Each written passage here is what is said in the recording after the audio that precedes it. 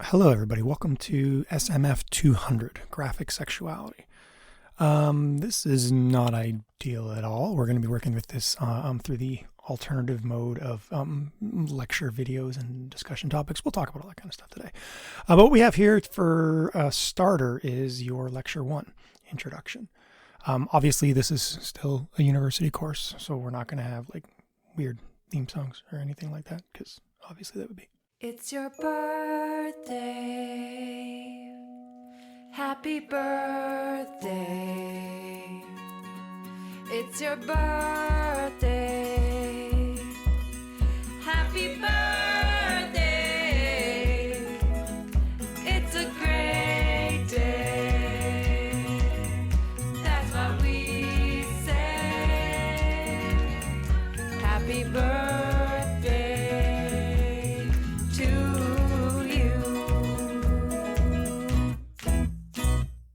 Okay, many apologies for that.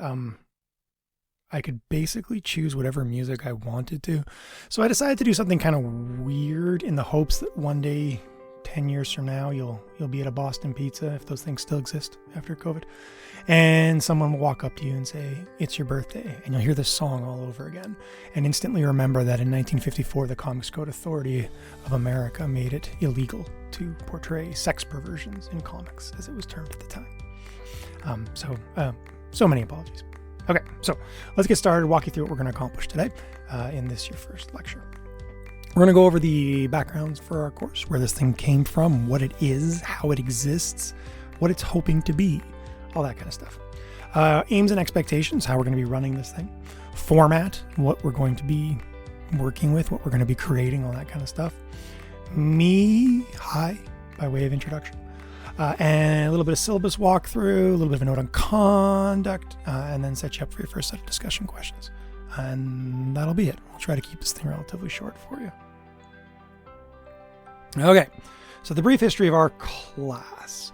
The University of Waterloo doesn't have a lot of courses that deal with comics. They come up in like many of our English courses, taught in continuity with like Joyce's Ulysses and William Shakespeare's Hamlet and stuff like that.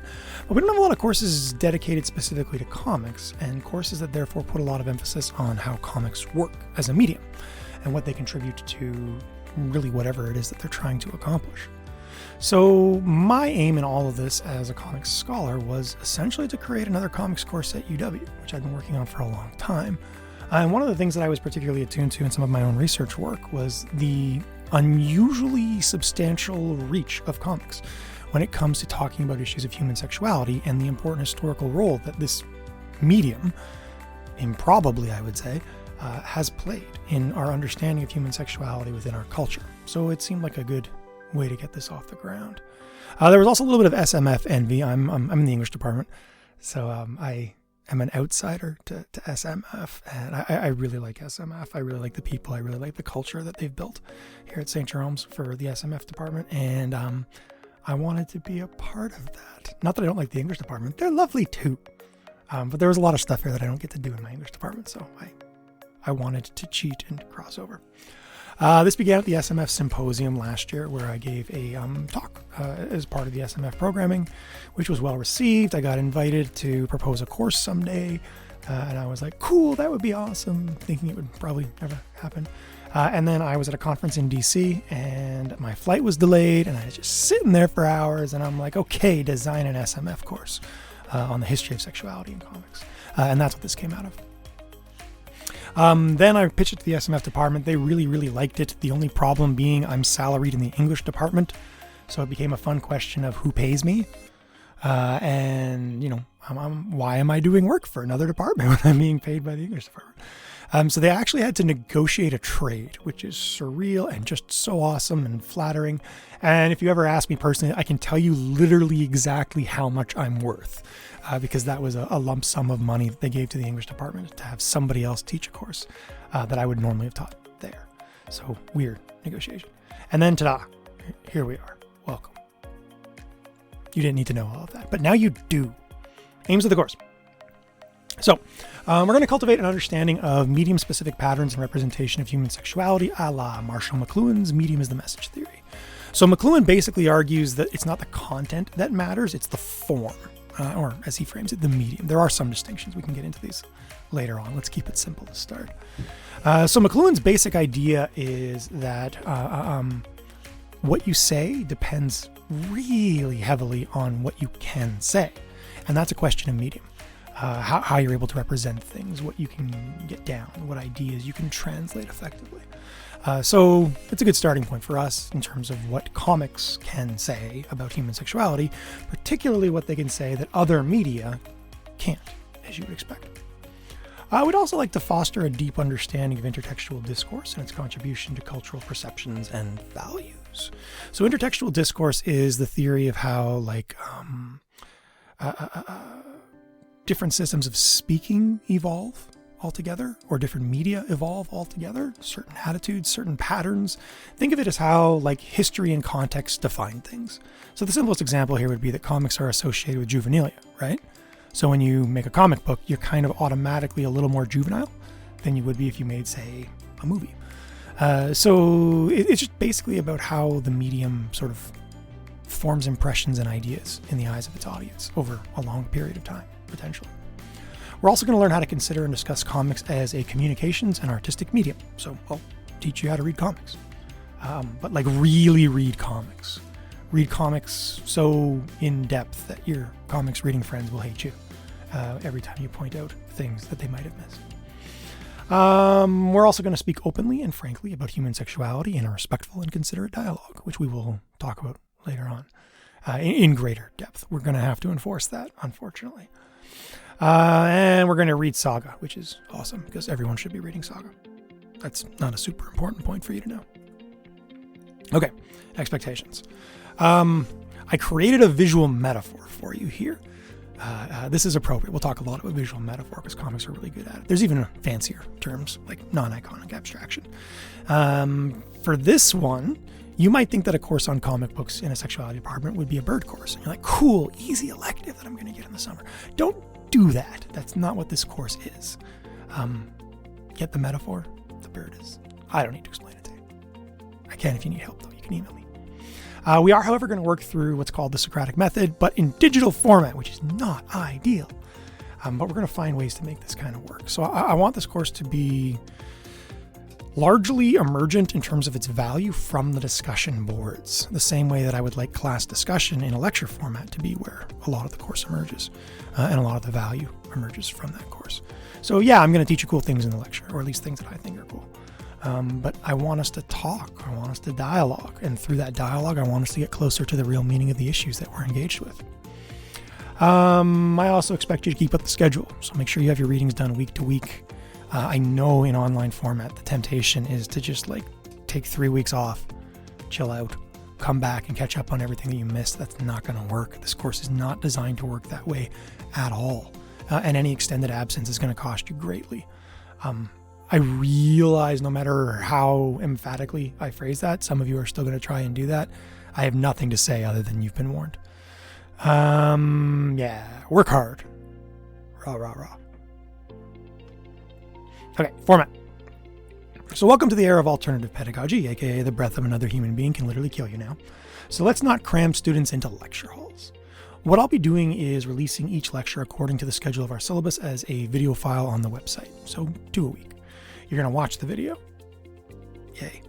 Then you're going to head to the discussion board to talk about the ideas presented within it. In this sense, our course is roughly asynchronous. You don't have to follow an exact schedule. You don't have to be here at 9 o'clock Monday night kind of thing. But still collaborative. We're going to share some ideas, then we discuss them as a collective. And in order to maintain, but really enforce, you will receive a grade based on your contribution to discussion. So say something smart. I'll release guidelines in terms of what exactly I'm looking for in terms of marking your discussion thing. We'll talk when we get to the syllabus in a second. All assignments will be submitted to Learn. We're going to work through Learn. Shocker. Feedback will also be distributed through Learn. I'm still, however, very available to talk to students during online office hours or by appointment.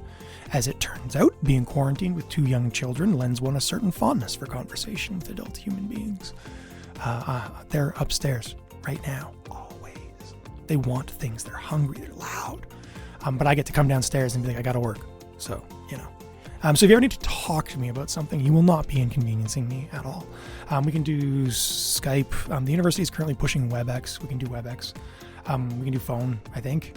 I'm not 100% sure about that. They're still working on forwarding the phone lines. I'm not sure why that would be harder than WebEx for them, but these things happen. My point is, if you ever want to talk about something the way that we would normally talk about things in office hours, you are strongly encouraged to take me up on that offer.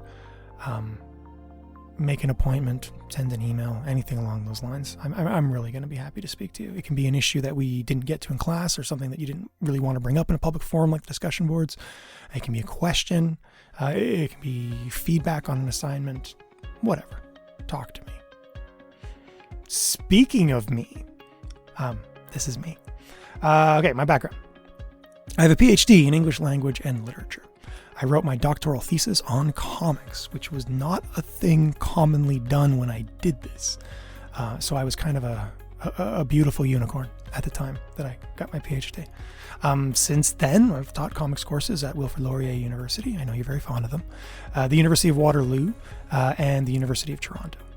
My research is published in FemSpec, Critical Survey of Graphic Novels, American Visual Memoir After the 1970s, English Studies Forum, Transverse, Canadian Graphic, winner of the 2017 Gabriel Waugh Prize, and in my recent book, The Margins of Comics, which is available from Nuada Press.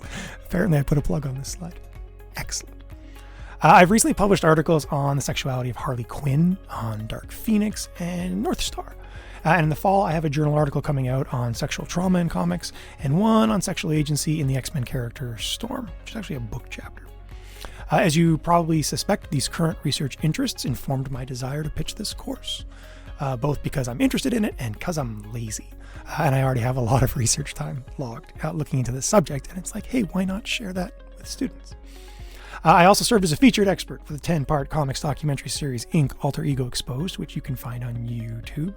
And I am the past president of the Canadian Society for the Study of Comics, which, fun fact, is a thing.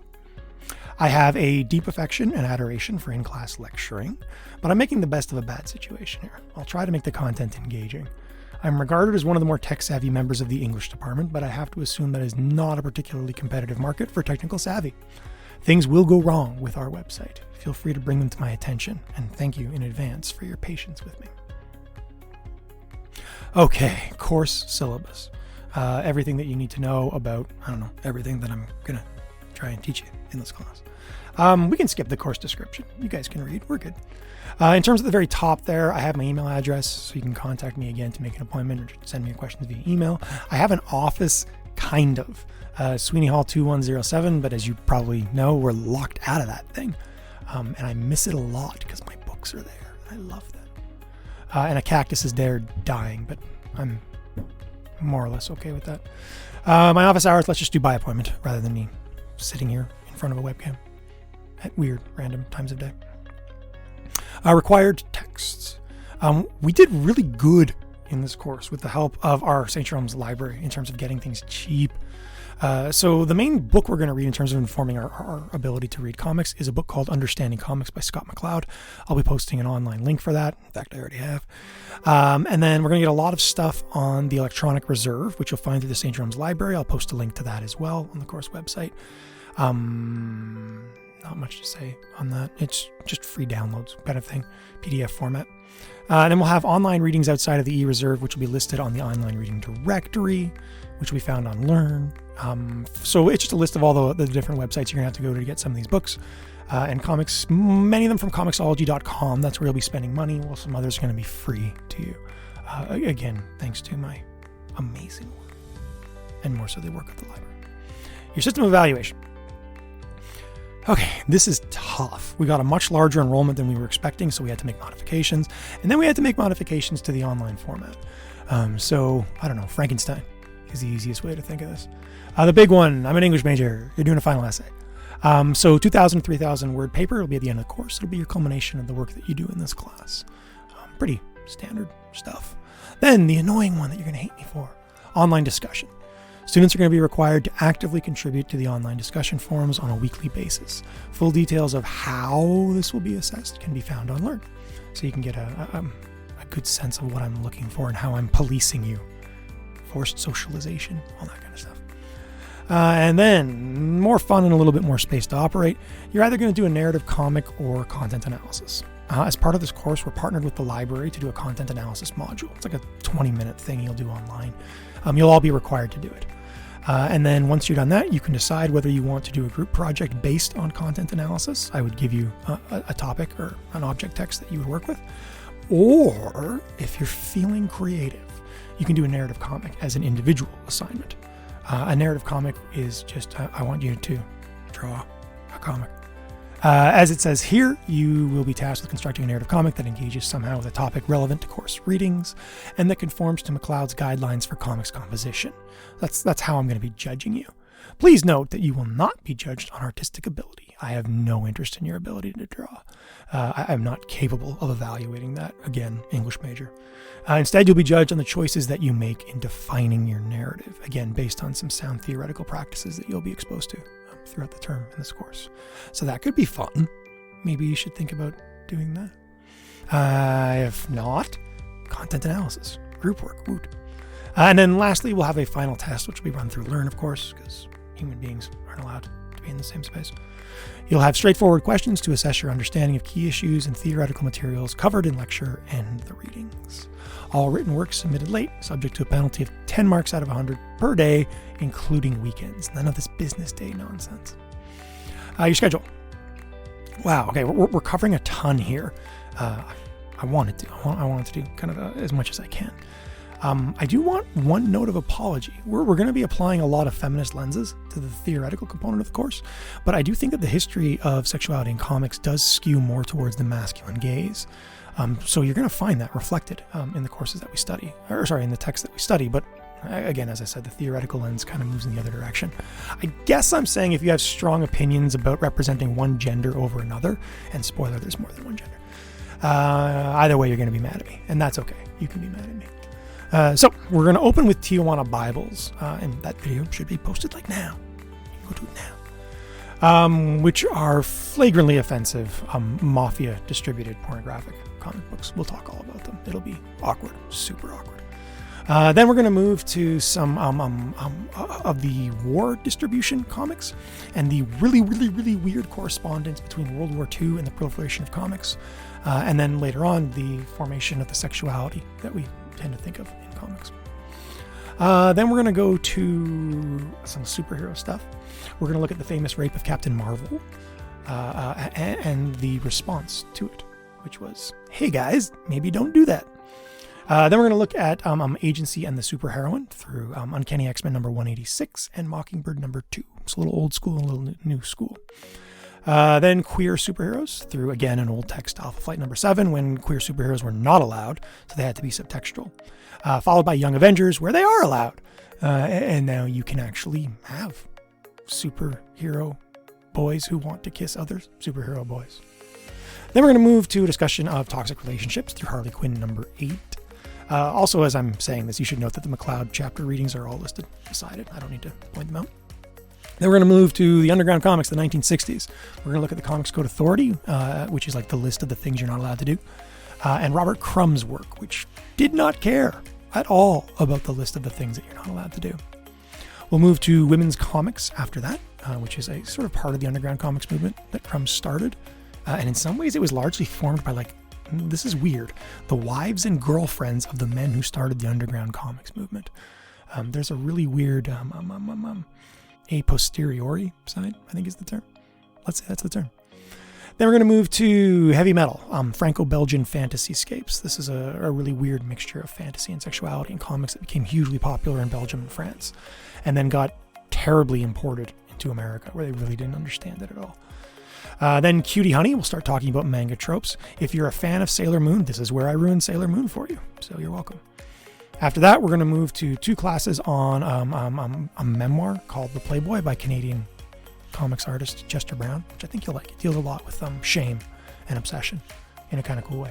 Then we're going to move to Bomb Scare by Adrian Tomine, which is about sort of adolescent sexuality and the different kind of labels we put on each other and the expectations and pressures that make sex kind of hostile to the average high schooler. Then we're going to go to Lost Girls, which is an Alan Moore text with Melinda Gebbie as illustrator.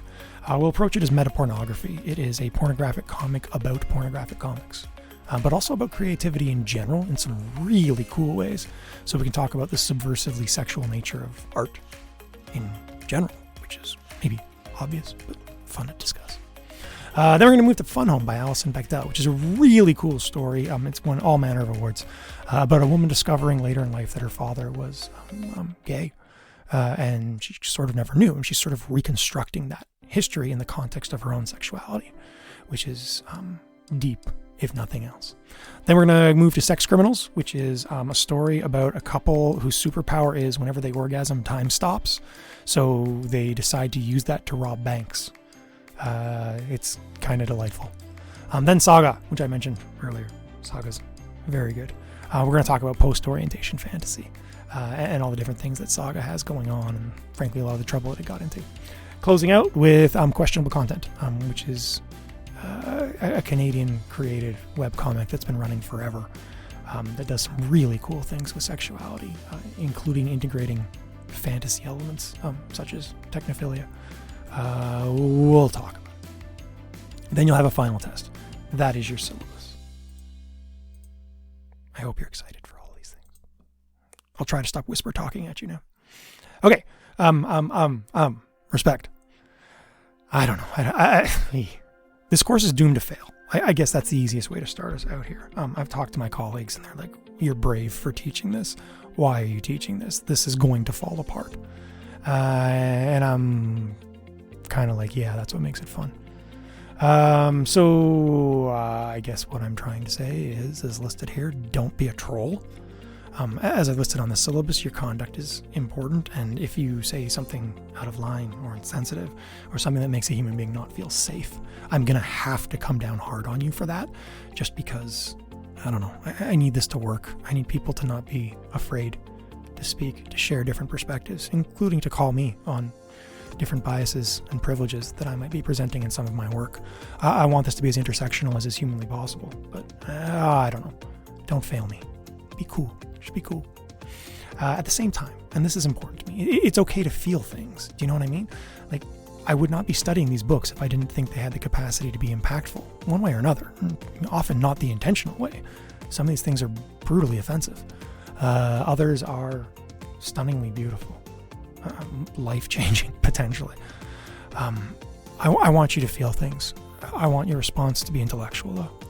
So if something makes you feel a profound sense of, I don't know, epiphany or something like that, share it. But don't rage at people. Don't, try to undermine them or disrespect them. Find ways to look at the text and think about how the text is creating the sensation you're experiencing. That's maybe the easiest way to do it. At the same time, maybe already covered, be sensitive to other people's perspectives and experiences when they differ from your own. Your values are important, both to you and to this course as a system of discussion. From all kind of walks of life, we want that. We want that all to be here represented. We don't want to have any gaps. But at the same time, make sure that you're not trying to close off discussion or be combative about your viewpoints in the face of other people's. I don't know. We'll deal with it as it comes up, I guess. My role in all this is to deal with it as it all comes up, I guess. To mediate, I'll implement some sort of warning system followed by extreme measures thereafter. I don't like being a cop. It bothers me a lot. I want a free and open discussion, but this subject matter is delicate. I just need you to respect that delicacy. And that leads us to content warnings. I know there's a huge amount of debate about content warnings and their potential to make a problem worse, to sort of call people out. They have a discursive effect. I'm going to try to avoid them as much as I can as a result of that, and maybe cheaply pawn this off as a giant content warning. This text is vulgar. We're going right at the issues. I did not want to censor. I wanted this to be representative. I wanted you to be experiencing these texts and these ideas as the audience would in sort of a natural circumstance or situation. So there's a lot of things that could be offensive here. There's a lot of things that frankly should be offensive here. Again, just keep your responses intellectual. If you ever have a problem engaging with the content and material that we're working with, let me know, and we'll see what we can do. At the same time, one small thing that I'll be doing, we're working through YouTube as our video host. And I know that sounds like weird, but that's what the university gave me. Learn has a 1 gigabyte file size upload limit, which is hilarious when they want us all to teach videos. So we're bound by YouTube's rights, standards, decencies, all that kind of thing, censorship. So I just want you to know that the YouTube videos will be like blurred out or pixelated or whatever I think of, or framed in such a way that the extremely vulgar material won't actually show up there. So hopefully we'll be good on that and not have to jump to Vimeo halfway through the course or something like that. Nobody likes Vimeo. Have a concern? Question mark. Fun looking question mark. Talk to me about it. I'm listening. I mean that sincerely. I want this to be a pleasant experience. I want everyone to feel safe. And I don't just mean that in terms of like me being a happy, nice person. I'm not that. I want everyone to feel safe, because that's when we can have a good dialogue. That's when we can talk about these issues and really get somewhere with them, which I think will be kind of fun. I don't know that we'll resolve much of anything. I don't know that art should be resolved. But we can at least expand each other's perspectives, which would be cool. Do that. Expand each other's perspectives. Okay. So, as I said, well, once we move from the video lecture, we'll go straight to discussion questions. I thought for today's introductory lecture, let's start big and simple. It's a question we might only be able to guess at now, but our entire course is structured around it to some degree. What do comic books have to offer our culture when it comes to human sexuality? Good and bad, how have comics affected the way we think about, perceive, or portray sexuality? What has their role been in your eyes? We're just spitballing here. Again, we're just starting out, so I don't really expect profundity from you at this point, but it'd be fun to talk about it now and then see where we are a few months from now. So no wrong answers. There's probably still some wrong answers. I might not frame them as wrong answers. I'll find a polite way to shut you down. I'm really nice. I won't do that. Seeing as we don't have an in-class icebreaker, and I know you guys love in-class icebreakers, they're so much fun. Let's ask a slightly stupid question to get to know each other. Which comic book character in any genre would have the highest swipe rate on Tinder, and why? Think about that. Frame something. Give me a logical argument. Show me your ability to reason or BS. Maybe both. See what you can do. And with that, you are done your first introductory lecture. Thank you for listening to me as best you have. And I will see you on the other side of this.